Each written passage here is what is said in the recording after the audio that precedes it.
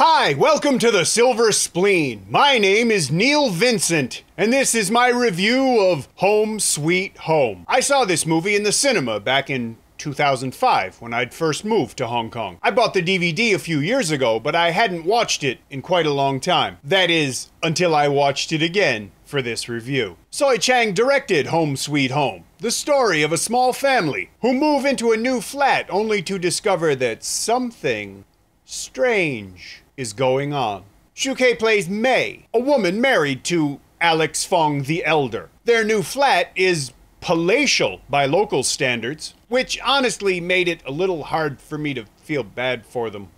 But that's just because I'm a terrible person. This married couple has a son, a cute little kid who also catches the eye of the estate's most eccentric resident, played by Karena Lam and 5 pounds of latex. Which makes it sound like she was doing a Hong Kong version of Dirk Diggler, but that's not my point. She plays a scarred, filthy woman who lives secretly in the ventilation system and other nooks and crannies of this lovely estate. Matt Chow plays one of the neighbors, a group of people who display a remarkably dichotomous set of responses to their interesting new neighbors. On the one hand, they're concerned for May and want to help her out. On the other, they have no qualms about telling her that, quite frankly, they think that she's batshit crazy and that her histrionics might bring down the property value, so knock it off. May doesn't get much help from the police either. They're diligent, and they discharge their responsibilities in a professional manner, but they're not really very smart. That's no reflection on their leader, played by Lam Sut, who must balance the needs of the rest of the people against the increasingly bizarre and unsettling and unreasonable demands of this crazy woman with a missing son. But you can't really blame her. I mean, she really does need the help, because for reasons I have yet to understand, about halfway through the movie, Alex Fong ends up in the hospital and apparently has himself surgically removed from the rest of the film. He just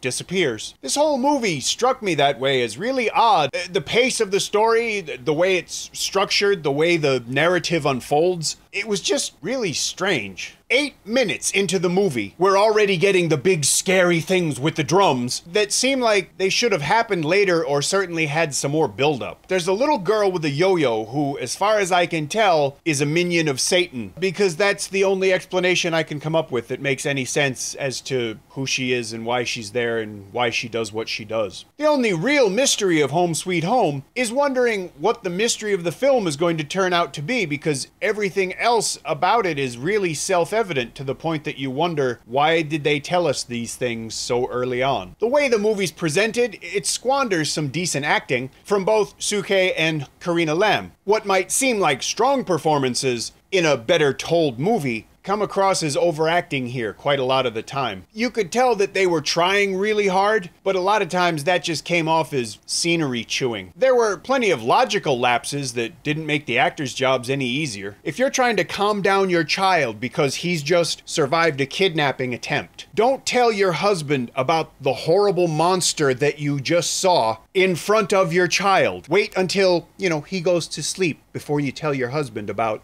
The little kid's not a great actor, but frankly, you can't expect children of that age to give you a nuanced, believable performance. He's also really strong if he can push his mother that far away from him several times as he does in the film. Unless he's possessed. He didn't always seem very scared either at times that he should have, but I can understand that. If I was scared of disfigured and insane women, my sexual history would probably be a lot shorter than it is. But never mind that. I guess I can recommend this movie because it is interesting, for good and bad reasons, but I would also recommend that if you want to watch it, you buy it. Don't illegally download it, don't illegally watch it on YouTube. I don't approve of it, and neither do a lot of people I know that work in the movie industry. If you enjoyed this review, please leave me a comment. If you didn't enjoy the review, please leave me a comment. If you enjoy the channel, please subscribe, because that way you'll get to see all the new videos as soon as I release them. Thank you for watching.